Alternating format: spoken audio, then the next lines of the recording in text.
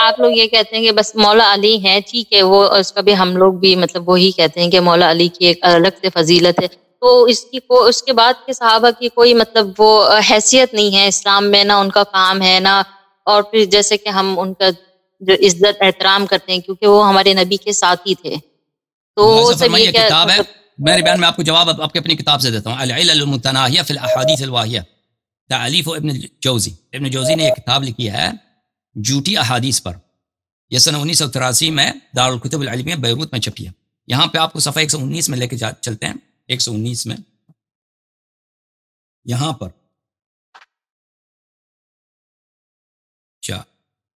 ایک منٹ معاف کیجیے گا، صفحہ نمبر 119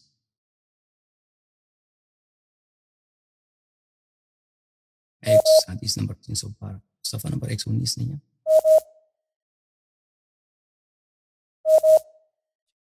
ایک منٹ میری بہن میں حدیث آپ کو دکھاؤں۔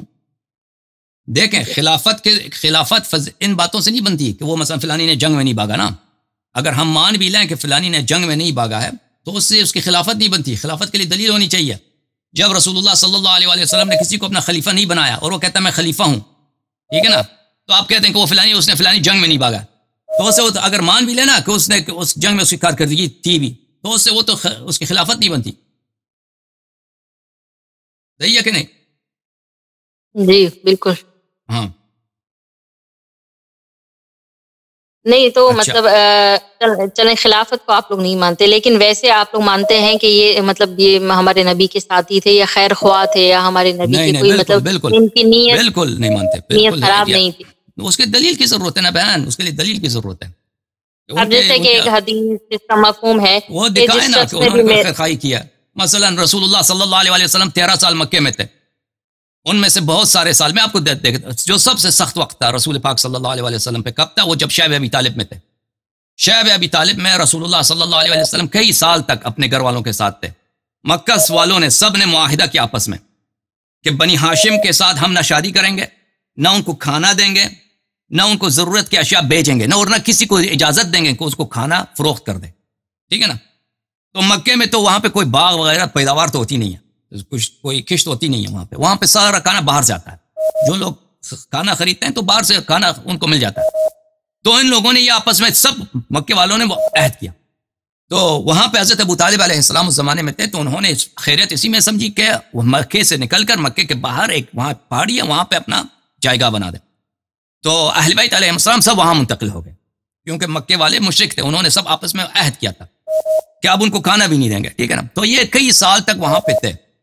حضرت زہرا سلام اللہ علیہا فرماتی ہیں کہ اس وقت ہمارے پاس اتنی سختی کے عالم تھی کہ ہمیں جو ہے پتے کھانے پڑتے تھے، پتے کھانے پڑتے تھے اہل بیت علیہ السلام کو، رسول اللہ صلی اللہ علیہ وسلم کو، یعنی کچھ وہ مکے والے مشرکین نہ خود جو کھانے پینے کی چیزیں ہیں وہ فروخت کرتے تھے اہل بیت علیہ السلام کو، اور نہ دوسروں کو فروخت کرنے دیتے تھے۔ تو اس وقت کہاں تھا ابو بکر عمر؟ کیا وہ بھی شیب ابی طالب میں تھے؟ نہیں، وہ تو آرام سے پھر کئی، آپ مجھے دکھائیں کسی تاریخ میں کہ اس سخت مشکل حالات میں انہوں نے کوئی حمایت کی، کوئی مثلا ایک گونی لے کے آئے چاول کی، ایک گونی لے کے آئے آٹے کی، گندم کی، آپ یا رسول اللہ آپ رسول ہیں، ہم آپ کے امتی ہیں، یہ آپ سختی سے گزر رہے ہیں، یہ آپ لے لیں، یہ ہم لے کے آئیں۔ کچھ بھی نہیں کیا لوگوں نے۔ کہاں ہے وہ کہاں ہے وہ خدمت، وہ خیرخواہی کہاں ہے؟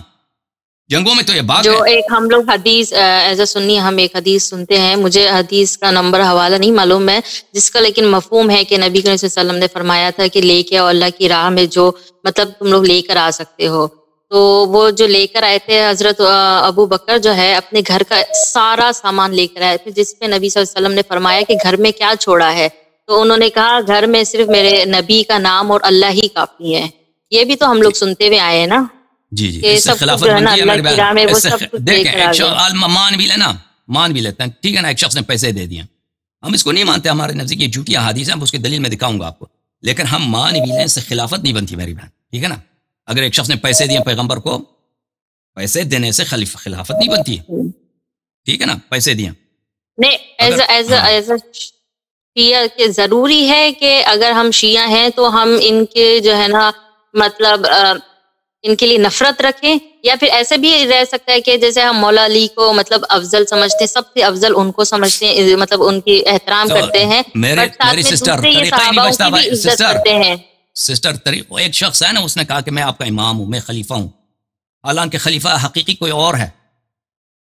تو اس نے جھوٹ بولا ہے نا, اس نے فراڈ کر کے خلیفہ بنایا. بھائی میری سسٹر, اب اس نے پیچھے کوئی پیسے وغیرہ دیے بھی ہوں, ٹھیک ہے نا, پچھلے اس نے اچھے کام کیے بھی ہوں, وہ بعد میں جو اس نے غلطی کیا ہے, یہ تو آپ خود مانتی ہیں کہ ان کے, اور سب مانتے ہیں کہ اس کی خلافت پہ نہ کوئی حدیث ہے, کچھ بھی نہیں ہے.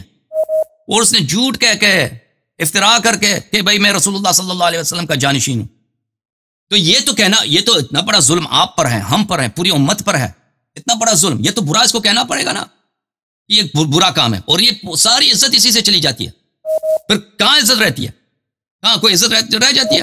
مثلا کوئی شخص پیپلز پارٹی میں ہے, اس نے فرض کریں بھٹو صاحب کی بہت خدمت کیا, بھٹو اور بے نظیر کی بہت خدمت کیا, بعد میں اس نے بہت بڑا فراڈ کیا, بعد میں اس نے پیپلز پارٹی کی کمر توڑ دی, فرض کریں بہت, اس نے سب پیسے چرا کے لے گیا, اور اس نے بہت کارنامے کیے بعد میں, تو پھر تو اس کی ساری وہ پرانی باتیں جو ہیں ختم ہو جائے, اگر صحیح بھی ہو نا ختم ہو جاتی ہیں.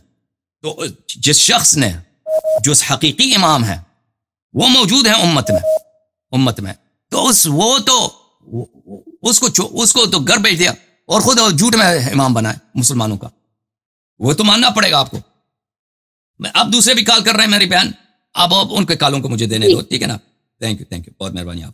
یہ جو باتیں آپ کہہ رہے ہیں نا, یہ مخالفین کے روایات ہیں, یہ شیعوں کے نزدیک یہ سب احادیث جھوٹے ہیں. یہ احادیث جو آپ کہہ رہے ہیں نا کہ اس نے پیسے دیے وغیرہ دیے, تو یہ اکثر بھی عائشہ سے مروی ہیں, اکثر عائشہ سے مروی ہیں, اور وہ اپنے والد کی غلط انداز میں تعریف بہت کرتی ہیں.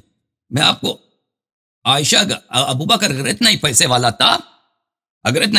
تھا تو میں اس کو دکھاتا ہوں اس کا کیا حیثیت ہے. المستدرک علی الصحیحین, شاب دار الکتب العلمیہ, الجزء الثالث. یہاں پہ ملاحظہ فرمائی, یہ حدیث صحیح ہے بشرط مسلم, حدیث نمبر 4267. یہاں پہ اسماء بنت ابی بکر, عائشہ کی جو بڑی بہن ہے اسماء, اس کی حدیث ہے. یہ جو چیلنج والا مولوی ہے کہاں گیا؟ یہ چیلنج والا ہمارا جو مولوی صاحب تھے, یہ آ گئے, دیکھیں عزیزو, ان کا کال ابھی تک فریز ہے.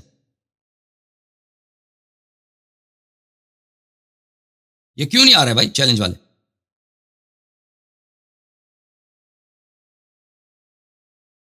دیکھیں یہ فریز ہیں بھائی, بعد آ گئے بھائی, آ گئے چیلنج والے, آ گئے چیلنج والے مولوی آ گئے. اچھا میں حدیث ختم کر دوں, چیلنج والے کو لے لیتے ہیں. یہ حدیث پڑھ لوں. حدیث یہ اسماء بنت ابی بکر, اسماء جو عائشہ کی بڑی بہن ہے, اس سے روایت یہ ہے کہ جب ہجرت کا وقت آیا ہے, تو ابو بکر نے اپنا سارا پیسہ اپنے ساتھ لے کے گیا مدینہ. اچھا, تو میرا جد جو ہے ابو قحافہ, وقد ذهب بصره, ابو قحافہ جو تھا بوڑھا تھا, اس کے آنکھیں اندھے ہو چکے تھے, وہ آیا. ان هذا والله قد فجعكم بماله مع نفسه, فقلت كلا يا ابتي قد ترك لنا خيرا كثيرا, فعمدت الى احجار فجعلتهن في كوة البيت. اس نے کہا کہ ابو بکر کو اس نے گالی دی, اس کے والد نے, ابو قحافہ نے, کہ اس نے بڑا غلط کام کیا, اس سارا پیسہ جو تھا ہمارا لے کے گیا, بھاگ گیا, مدینہ چلا گیا, ٹھیک ہے نا. تو آپ ہمیں بے عزت کر دیا, یہاں پیسے نہیں ہیں. تو میں نے کہا کہ نہیں, وہ تابی نابینا اندھا. تو میں نے کہا نہیں بابا جی, اس نے, ابو بکر صاحب نے بڑے پیسے چھوڑے ہمارے لیے. تو میں نے وہاں سے پتھر وغیرہ اٹھائے, وہاں پہ گھر میں ایک تاکچی تھی, تاکچے میں وہ میں نے کیا, شیلف میں کیا, وہ میں نے پتھر رکھ دیا, کیونکہ یہ ہے بوڑھا جو ہے, یہ اندھا ہے. میں نے کہا یہ دیکھو یہ پیسہ ہے. اسی تاکچے میں ابو بکر اپنے پیسے رکھتا تھا. وغطيت على الاحجار بثوب ثم جئت فاخذت بيدي فوضعتها على الثوب. تو میں نے وہ تاکچے میں جو پتھر رکھ دیے تو اس کو کپڑے کے اندر کر دیا, اس پہ کور کر دیے, اور اس سے کہا کہ یہاں پہ پیسے ہیں. اس کا ہاتھ پکڑ کے میں نے کہا کہ یہاں ہاتھ لگا. اس نے ہاتھ لگایا, دیکھا کہاں یہاں پہ کپڑا ہے, کپڑے کے اندر کچھ سامان ہے. تو میں نے کہا کہ یہ مال جو ہے نا, یہ پیسے جو ہیں ابو بکر چھوڑ کے چلا گیا. بلی اما اذا ترک هذا فنعم. تو اس نے کہا کہ ہاں اگر اس نے یہ پیسے چھوڑے تو بڑا اچھا کیا. تو اس کا والد کون تھے عزیزوں؟ پہلی بات یہ ہے کہ بخاری بھلے مسلم میں وغیرہ میں یہ ہے کہ والد, انسان کا والد اگر مشرک بھی ہو نا, اس کے ساتھ نیکی کرنا واجب ہے. یہ تفسیر الدر منثور میں جزء 6 یہاں پہ یہ آیت ہے, وَوَصَّيْنَا الْإِنسَانَ بِوَالِدَيْهِ حُسْنًا وَإِنْ جَاهَدَاكَ لِتُشْرِكَ بِي مَا لَيْسَ لَكَ بِهِ عِلْمٌ فَلَا تُطِعْهُمَا. والد اگر مشرک بھی ہے نا, اس کے ساتھ نیکی کرنا ہے آپ نے. اچھا, تفسیر ابن کثیر میں ملاحظہ فرمائیے یہاں پر اسی آیت کے ذیل میں فَأَمَرَ بِالْإِحْسَانِ إِلَيْهِمَا وَإِنْ كَانَا مُشْرِكَيْنِ.